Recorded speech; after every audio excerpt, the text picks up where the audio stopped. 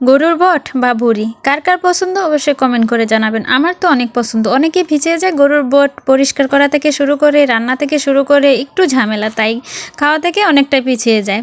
কিন্তু আজকের এই ভিডিওটা দেখতে দেখুন, অবশ্যই কিছু শিখতে পারবেন। এখানে দেখতে পাচ্ছেন গরুর বট, যে কালো অংশগুলা, চিকন অংশগুলো দুটোই আছে, কিন্তু আমি কালো অংশগুলো পরিষ্কার করে অবশ্যই দেখাচ্ছি।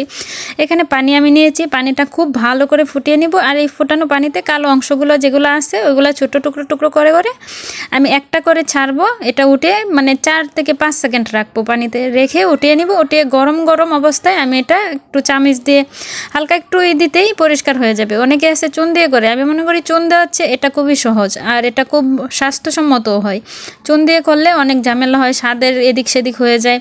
তো এইভাবে আপনারা করে দেখতে পারেন। এই গরম পানিটা একদম ফুটিয়ে তারপর সবগুলো একসাথে দেওয়া যাবে না, যেটা দিবেন এটা পরিষ্কার করে আবার আরেকটা দিবেন। এভাবে দিয়ে দিয়ে আপনারা খুব সহজেই তাড়াতাড়ি পরিষ্কার করে নিতে পারবেন। গরম পানিটা ভালো করে শুধু ফুটিয়ে নেবেন, ফুটিয়ে এটা ছোট্ট টুকরো করে দিবেন, দিয়ে 5 সেকেন্ড বা 6 সেকেন্ড রাখবেন, রেখেই উঠিয়ে ফেলবেন। উঠিয়ে গরম গরম কোনো কিছু দিয়ে একটু ঘষা দিলেই উঠে পড়বে।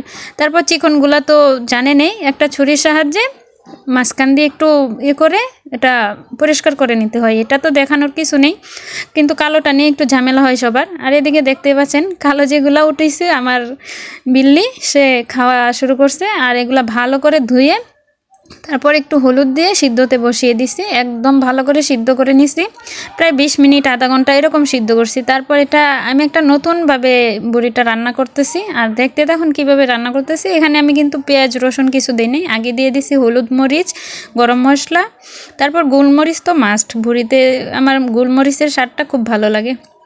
তারপর এখানে স্বাদমতো লবণ আর তেল, এগুলা দিয়ে খুব ভালো করে মাখিয়ে নেব। এখানে আদা বাটাও কিন্তু দেওয়া হয়েছে, এই যে দেখতেই পাচ্ছেন। আর এখানে পেঁয়াজ রসুন কিন্তু আমি এখনই দিইনি। তারপর অনেকটা পানি দিয়ে আমি এখানে প্রায় 2 ঘন্টা এটা জাল দিছি। তারপর যখন পানিটা একদম না একটু একটু পানি যখন আসে, তখন আমি এখানে আলু আর পেঁয়াজগুলা দিছি। এগুলা শেষে দেওয়ার কারণ হইতেছে এগুলা ফার্স্টে দিয়ে দিলে কি হয়, গলে যায়। আর এইভাবে আমি রান্না করছি ফার্স্ট টাইম রান্না করছি, কিন্তু রান্নাটা দুর্দান্ত হয়েছে। আর এগুলাও একদম গলে যায় না, সাথে সাথে দিলে হয় কি গলে যায়, একদম বোঝা যায় না কিছু আছে কিনা। তারপর আমি আবার 1 চামচ গরম মশলা দিয়ে ভালো করে নাড়িয়ে চাড়িয়ে, এই যে দেখতেই পাচ্ছেন আমার বট কিন্তু রান্না একদম কমপ্লিট হয়ে গেছে। আর সবগুলো একদম আস্তে আস্তে, আলুগুলোও আস্তে। আলু দিয়ে কিন্তু ফার্স্ট টাইম আমি এটা রান্না করছি, কিন্তু খেতে অনেক স্বাদ হয়েছে। আমি তো ভাবতেছি পরবর্তীতে এইভাবেই রান্না করব। এই যে দেখতেই পাচ্ছেন একদম রান্না আমার কমপ্লিট হয়ে গেছে। যেরকম কালার হয়েছে এরকম খেতেও কিন্তু অসাধারণ হয়েছে। আর এইভাবে কে কে রান্না করছেন অবশ্যই জানাবেন। আর এইটা তো ফার্স্ট টাইম আমি বললামই, কিন্তু আমার মনে হচ্ছে আমি মানে পরবর্তীতেও আমি এভাবেই রান্না করব। আলু দিয়ে আমার আর কখনোই খাওয়া হয় নাই, কিন্তু অনেক মজা লাগছে খাইতে।